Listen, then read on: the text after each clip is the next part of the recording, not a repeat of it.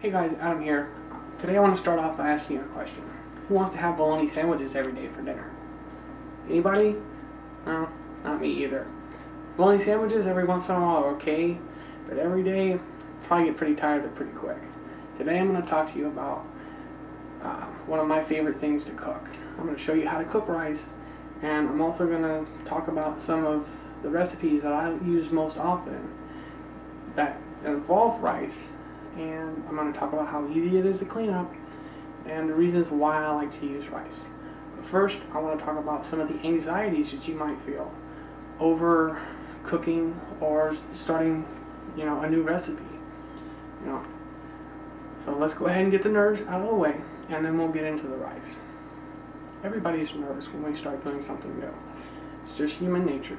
When I get nervous, the way I deal with being nervous is I will start off by making steps. The first step will be pretty easy, the next step will be a little bit harder, and the step after that will be harder still.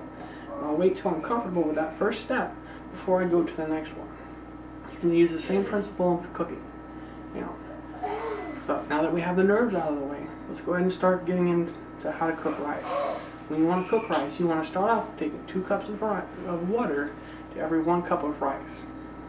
You want to bring that water up to a boil, put some sugar, some salt, some butter in there, and bring the water up to a boil. Then put your rice in, let it boil again, give it a quick stir, put the lid on, turn it down to simmer, which is just a slow boil, and start a 20-minute timer. That's all there is to it.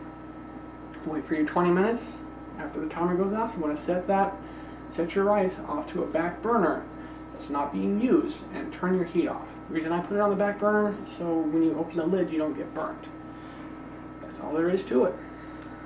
Now if you want to start adding flavor to it, at the point in which you're boiling the water, you can put some chicken bouillon and some curry powder in there, and when it's all done, you'll have a good curry rice. It's really tasty. We use that probably once a week. If you want to make a casserole, you can take either plain or the curry rice and chop up a pork chop or a piece of chicken and mix that with a can of cream of mushroom soup and some frozen vegetables, and toss that in the oven for about 20 minutes, maybe half an hour. That'll be a great dinner. Also, I like to get a rotisserie chicken from the grocery store, and I'll eat that with rice as well. Now that's 3 different recipes, all of which you could probably have fixed and probably be sitting down and eating within a half an hour. Now, next thing I want to talk about is how easy it is for cleanup. Now, rice is one of my favorite things to cook because of how easy it is to clean up. You just take that pot after you get done serving everyone, take the rest of the rice, put it in a resealable container, and put it into the refrigerator. Take your pot, put it into the sink with some hot soapy water, give it a quick wash. All that rice, everything comes out of it really easy, really quick. Now, one of the other reasons that I like rice so much is because it's inexpensive. If you take and you burn a pot of rice, it's no big deal. You're out $1, maybe, unless that's got to be a big pot of rice. That's probably my favorite thing about it, because mistakes do happen. Another reason I like rice so much is because it's so versatile. You can use rice with soups, you can use rice with just about anything. Today I talked to you about getting over your anxieties.